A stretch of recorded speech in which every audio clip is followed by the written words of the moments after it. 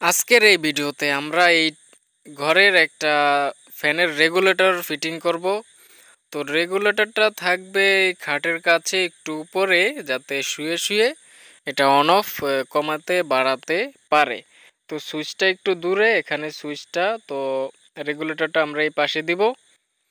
এখানে কিছু তার ওয়্যারিং করতে হবে, সম্পূর্ণ প্রসেসটা এই ভিডিওতে থাকছে।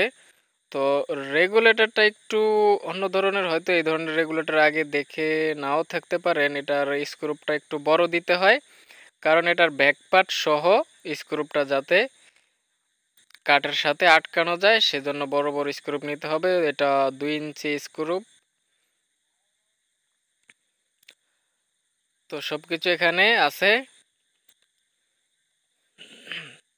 তো আমরা এখানে লক্ষ্য করলে দেখতে পারবো যে তারের মধ্যে জয়েন্ট দেওয়া আছে। এখানে দুটাতেই জয়েন্ট দেওয়া আছে, হয়তো তার শর্টের কারণে আগে অন্যভাবে কাজ করা হয়েছে। তো এখানে দুইটা তারের আমরা চেক করব যে কোনটাতে সুইচ দিলে লাইন আসে, সেটা আমরা চেক করে রেগুলেটরটা লাগাবো।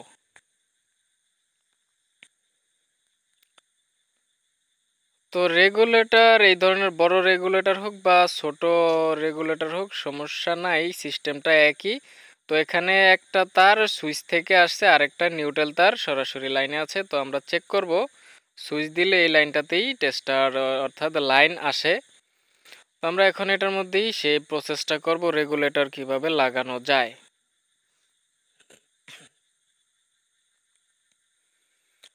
তো জয়েন্ট থেকে তারটা খুলে ফেলবো।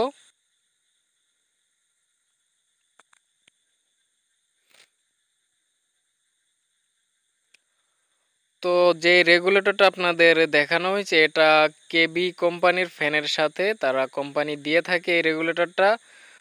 তো অনেক জায়গায় এটা ব্যবহার করতে পারা যায়, আর অনেক জায়গায় করা যায় না। তো যারা করতে চান, আপনারা এই ভিডিওটা দেখলে এটা ফিটিং করতে পারবেন। এটার ব্যাক পার্ট সহ এটাকে ফিটিং করতে হবে।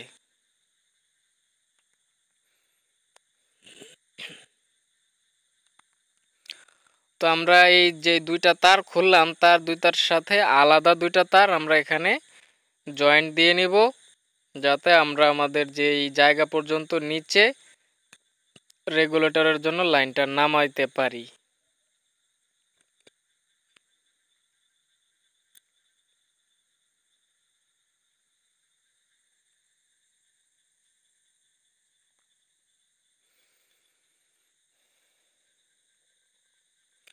ভালো করে জয়েন্ট দিয়ে টেপ মেরে দিয়ে রাখবেন।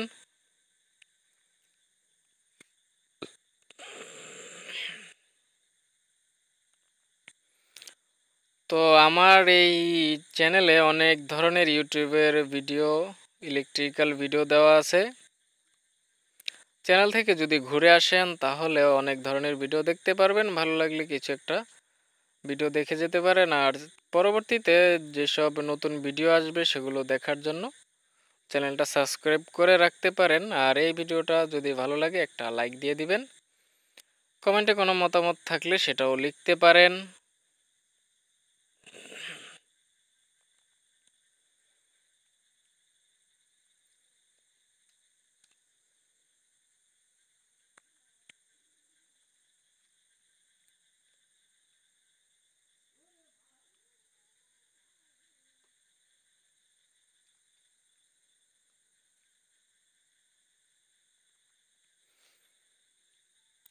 টেপ টুপ, যেই টেপ আছে, টেপ মারার পরে যে তারগুলো আছে তারগুলোকে সাজিয়ে গুছিয়ে রাখবেন।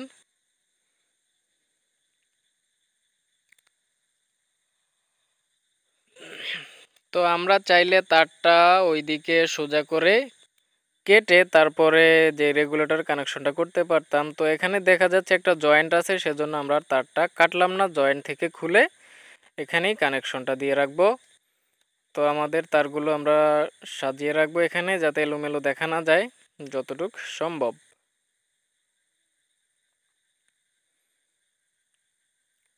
এখানে আগের কিছু ক্লিপ মারা আছে, আর নতুন কিছু ক্লিপ যদি দরকার পড়ে আমরা মেরে রাখবো।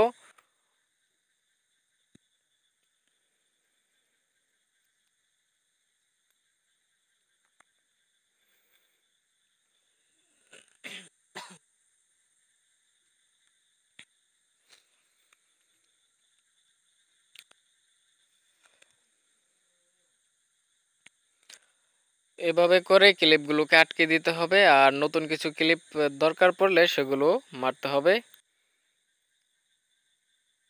তো এখানে আগে একটা সিস্টেম করা হয়েছে, সেখানের কিছু ক্লিপ থেকে গেছে।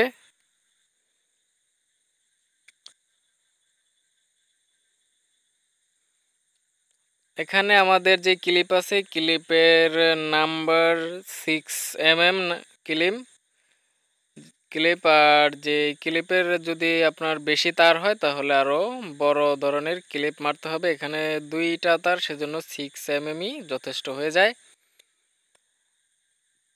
অথবা আপনারা 8 mm 7 mm মারতে পারেন যদি তার বেশি থাকে ওয়ারিংয়ের সময়। তো ফ্যানের ওয়ারিংয়ের সিস্টেমটা হচ্ছে, ফ্যানের যে নিউট্রাল আছে এটা সরাসরি বোর্ডের নিউট্রালের সাথে ডাইরেক্ট থাকবে, আর ফেজ তারটা আসবে সুইচের মধ্যে থেকে রেগুলেটর থেকে ফ্যানে চলে যাবে। তো এটা একটা বড় ধরনের রেগুলেটর, কেবি কোম্পানি ফ্যান এটা দিয়ে থাকে ওদের ফ্যানের সাথে। আর এটার নিচে দিয়ে এখানে জায়গা আছে তারগুলো এটার ভিতরে আনার জন্য। তো কানেকশনের জন্য আমরা এই ধরনের একটা কানেক্টর ব্যবহার করব, কেবল কানেক্টর। এখানে যদি আপনাদের কেবল কানেক্টর না থাকে তাহলে টেপিং করে রাখবেন।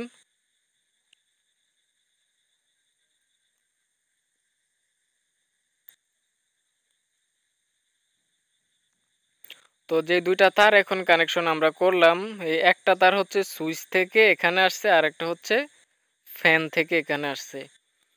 তো রেগুলেটর কানেকশন হচ্ছে সুইচ থেকে যেই ফেজ লাইনটা আসছে এটা রেগুলেটরের মধ্যে দিয়ে ফ্যানের কাছে চলে যাবে, এটা হচ্ছে ফেজ লাইন। আর নিউট্রাল লাইন আগেই সরাসরি ফ্যানে ওয়ারিং করা আছে, কারণ এটা রানিং ফ্যান, এটাতে আর ওয়ারিংয়ের এত কিছু দেখানোর সিস্টেম নাই।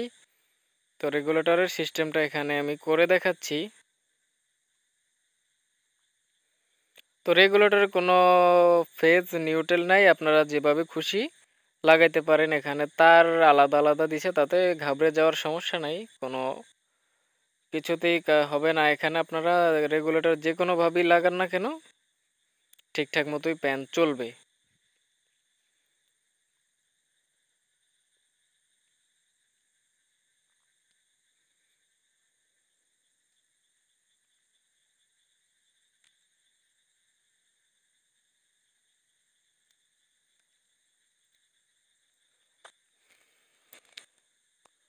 তো সব কিছু ফিটিং হয়ে গেলে এখন যে বড় বড় স্ক্রুপ 2টা দেখাইলাম প্রথমে, এগুলো আপনারা মার্কেটে কিনতে পাবেন, যে কোনো দোকানে ইলেকট্রিক্যাল,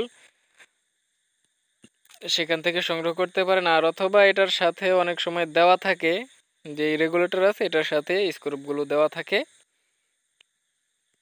সেগুলো দিয়ে আপনারা কাজ করতে পারবেন।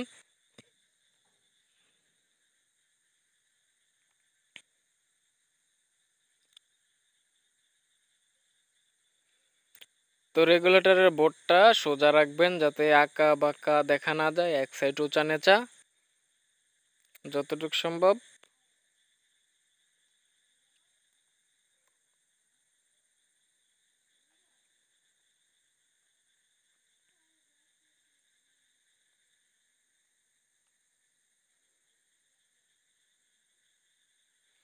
তো যথেষ্ট পরিমাণ এটা শক্ত হয়েছে, এখন আমরা এটা সুইচটা অন করে দেখব কিভাবে চলে। সুইচটা দূরে থাকার কারণেই আমরা এই কাজটা করেছি, ফ্যানের রেগুলেটরটা কাছে লাগানো হয়েছে।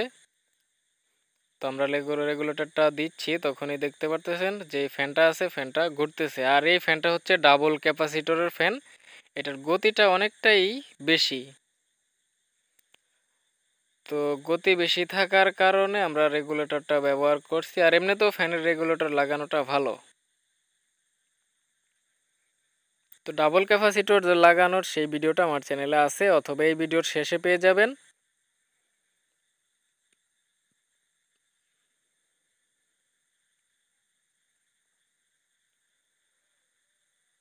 তো রেগুলেটরের কাজ মোটামুটি আমাদের কমপ্লিট হয়েছে সফলভাবেই। আমাদের যেই ভিডিওটা করার উদ্দেশ্য ছিল সেটা হয়েছে। আপনারা চাইলে এভাবে, যদি আপনাদের সুইচ বোর্ডটা দূরে থাকে তাহলে কাছে রেগুলেটরটা লাগাইতে পারেন। তো অনেকে কমেন্টে বলতে পারেন যে রেগুলেটরের যে নবটা আছে, ঘোরানোর নবের যে প্লাস্টিকটা আছে, প্লাস্টিকটা সরে গেলে এটা শর্ট দেওয়ার কোনো সম্ভাবনা আছে কি না। যদি ওয়ারিং ঠিক থাকে তাহলে সম্ভাবনা নেই, শর্ট দিবে না।